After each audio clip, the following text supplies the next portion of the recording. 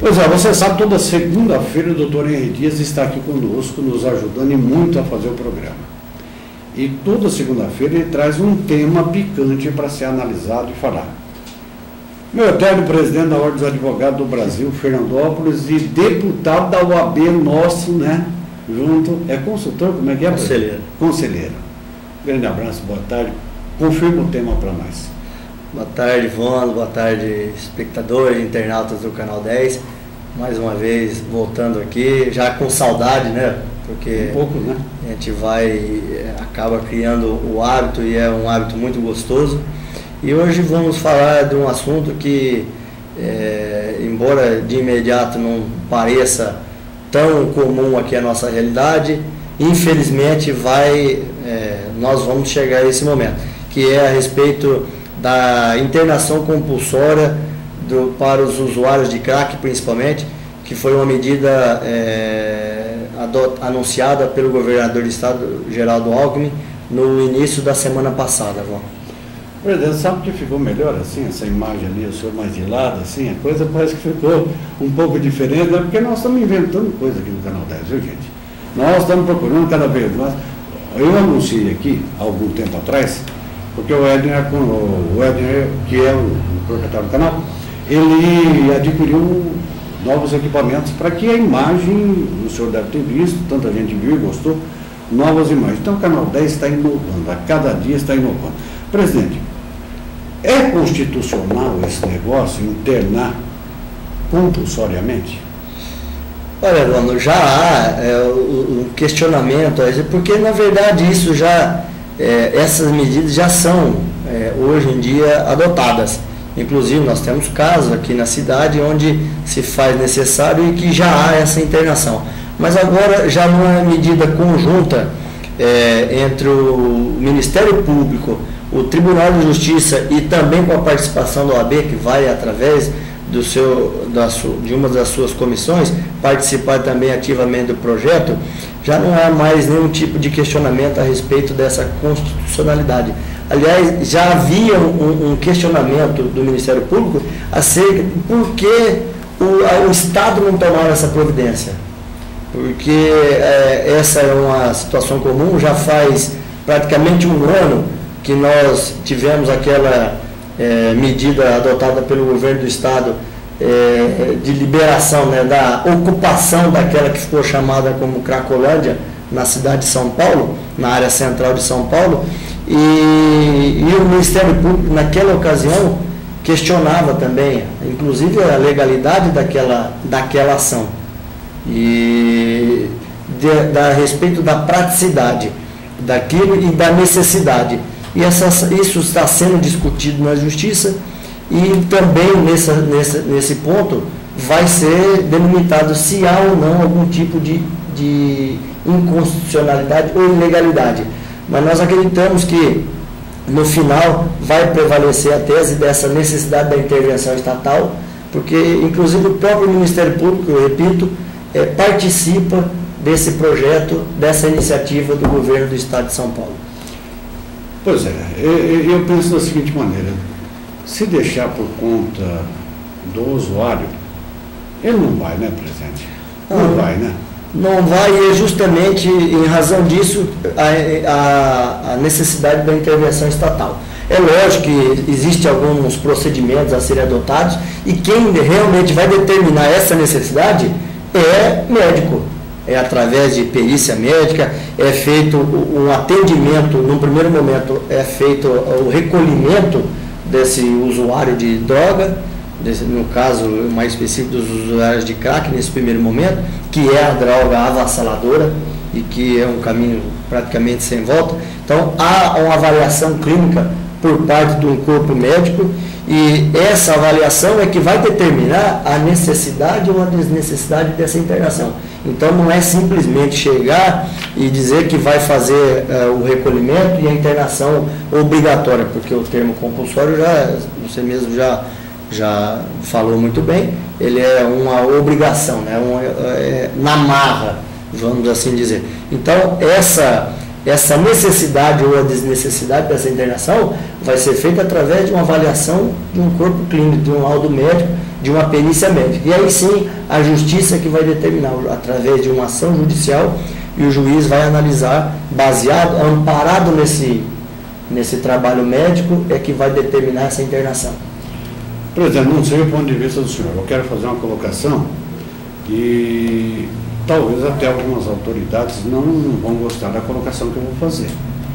Mas, se nós estamos entendendo que é uma necessidade do governo do Estado de São Paulo, do governo do Brasil, das autoridades, fazerem essa internação compulsória, fica uma indagação que tenho certeza, você que está vendo o Canal 10 nesse momento, pode até estar se perguntando, mas para esse viciado continuar usando, alguém está traficando e levando até ele, lá no centro de São Paulo. O governo tem, entre aspas, obrigação de fazer isso aí, internar compulsoriamente, mas tem uma obrigação maior ainda de combater a chegada da droga até o usuário. O senhor pensa assim também? Exatamente, não tem dúvida nenhuma que essa é a grande questão, porque nós estamos os governos têm tomado algumas atitudes, algumas iniciativas em favor do usuário. Já existe um projeto de lei descriminalizando, né, o uso, né, o usuário de droga, não é, para que ele possa ser tratado não como um criminoso, mas sim como um doente, um dependente químico que precisa de tratamento.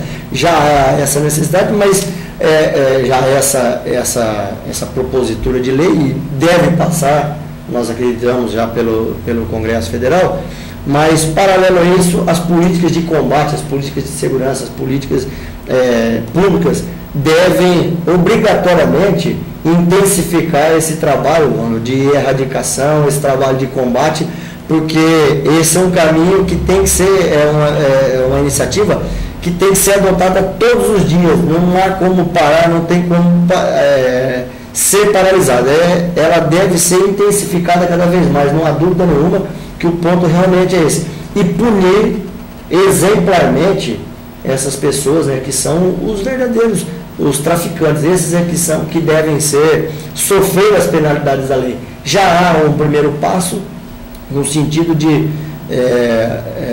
abrandar, né, a forma como se trata o usuário, mas intensificar o combate aos traficantes, que esses devem obrigatoriamente serem punidos de maneira exemplar. Quando nós falamos aqui que o usuário de droga é um doente, nós acabamos de dar uma notícia agora há pouco aqui, e eu quero aproveitar a sua experiência como um advogado renomado, respeitado em toda a região, todo o Noroeste Paulista e outros estados do Brasil também.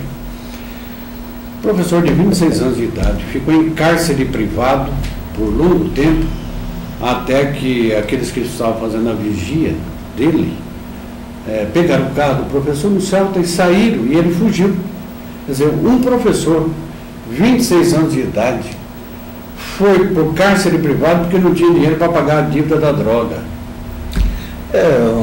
Infelizmente nós estamos nos habituando, o que é lamentável, a conviver com situações terríveis como essa. Isso acaba atingindo todas as camadas da sociedade, não existe, não há como você diferenciar, dizer que ou porque é pobre ou porque é muito rico. Não, infelizmente a droga atinge todas as camadas da sociedade, e nós estamos vendo situações como essa, já vimos e ouvimos quantas vezes situações em que pais, mães desesperadas acorrentam os filhos dentro de casa, depois em situações que os filhos usuários de droga já tinham inclusive vendido todos os utensílios dentro da casa, e em situação desesperadora já praticamente de cometer atentar até contra a própria vida. E nós estamos, eu repito, isso se tornando hábito. Isso é lamentável que isso aconteça, e nós precisamos urgentemente adotar medidas que sirvam não só como paliativo, mas medidas que combatam na raiz esses problemas. E situações como como que você acaba de descrever, infelizmente estão se tornando regras quando deviam ser exceções, e não deviam nem haver, na verdade. Em cima disso que o senhor está colocando, semana passada em Rio Preto, uma mãe desesperada chamou a polícia para que tomasse providência com o filho, 17 anos de idade, dizendo: olha, prende meu filho porque ele é traficante, eu não suporto mais ver isso dentro da minha casa. Olha que ponto a coisa chegou. Não, mas exatamente, é isso aí porque o último estágio do ser humano é a droga. E na maioria das vezes, se não for tratado realmente como um dependente, se não tiver o apoio do Estado, não tiver o apoio da família, é um caminho, infelizmente, vamos sem volta. Nós sabemos disso, nós sabemos que como isso aí termina. E não é isso que nós queremos, e principalmente porque ela atinge hoje a maioria da população jovem, a maioria da população produtiva, que vai deixar de produzir para o país, que vai deixar de contribuir para o crescimento e o engrandecimento do país. Então, essas medidas têm que ser adotadas imediatamente.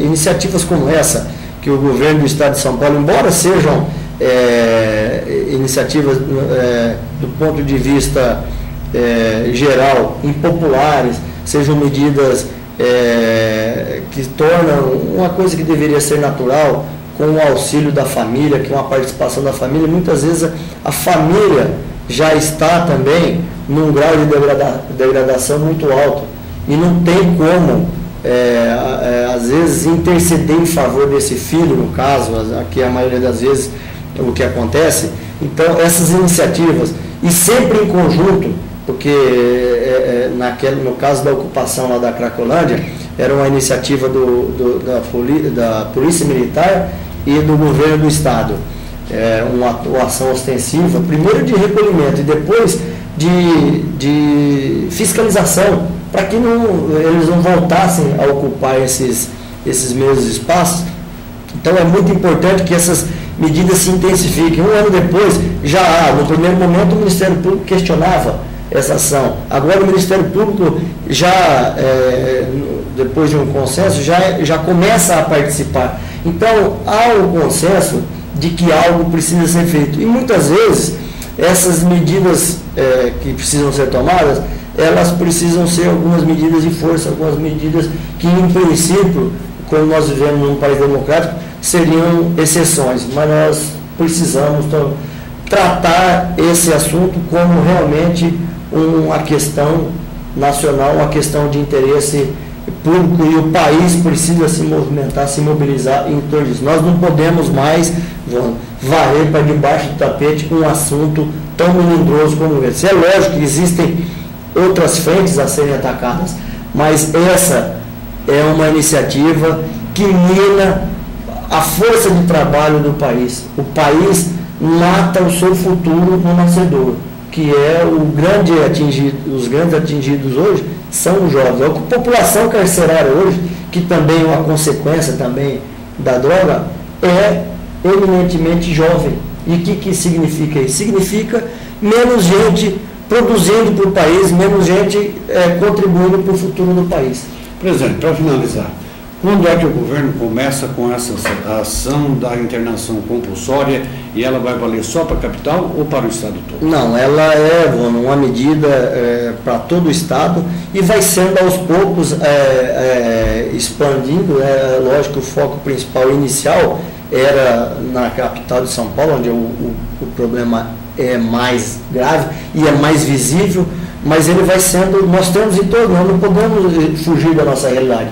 Nós vivemos essa realidade aqui também, embora seja em menor grau, em menor quantidade, mas na nossa cidade de Fernandópolis, em cidades menores também, nas cidades pequenas, vizinhas da nossa cidade, nós também vivemos essa realidade. Então, todas elas, é lógico, eu repito, dentro de uma norma de procedimentos que vão ser adotadas, sempre após a oitiva de um médico, né, o acompanhamento clínico de um médico que tem o poder de decidir, de dizer se realmente há essa necessidade, e desde que, eu repito, embora seja compulsório, desde que a pessoa recuse. Porque é muito bom, porque se a pessoa recusar esse tratamento e o laudo médico, o parecer médico for no sentido de que existe essa necessidade, o Estado vai interceder. Então não é simplesmente chegar e o Estado vai tomar a iniciativa pura e simplesmente. Não, é sempre após, desde que haja necessidade através de um laudo médico e que a pessoa recuse essa internação. Agradecer demais a presença, parabéns pelo filho que está aqui no estúdio também, viu? Como é que é o nome dele? Vitor. Ei, Vitão. Palmeirense, né? São Paulino, claro. Ah, bom, pensei que era palmeirense. Tem jeitão de palmeirense. Agradecer ao doutor Henri Dias, toda segunda-feira ele está conosco aqui, o nosso eterno presidente da OAB, e lógico, segunda-feira vai estar de volta aqui conosco para fazer mais um programa. Um grande abraço, boa tarde, uma grande semana para o senhor, muito obrigado. Boa tarde a todos, boa tarde Ivone, Léo, a equipe do Canal 10. Estaremos aqui sempre, que é sempre um grande prazer voltar aqui ao Canal 10. Prazer é nosso, presidente. E com o presidente Henri Dias, nós estamos encerrando ao vivo, das 12 às 13 horas, o seu informativo Canal 10. A reprise é às 18 e às 24 horas. Ao lado de Léo Lima, nós apresentamos na primeira TV da cidade, a TV de todos nós, Canal 10, a nossa TV, o nosso informativo. Tenho todos. Grande tarde, uma feliz noite e até amanhã a partir do meio-dia ao vivo. E não se esqueça, amanhã, cenas fortes, você vai ver aqui sobre o que acontece com crianças que nascem com defeito nas aldeias indígenas desse país. Você vai ver cenas fortes amanhã no Canal 10. O Wagner Amauri Silva Carvalho vai ser o nosso entrevistado do Canal 10. Grande abraço. Fiquem com Deus.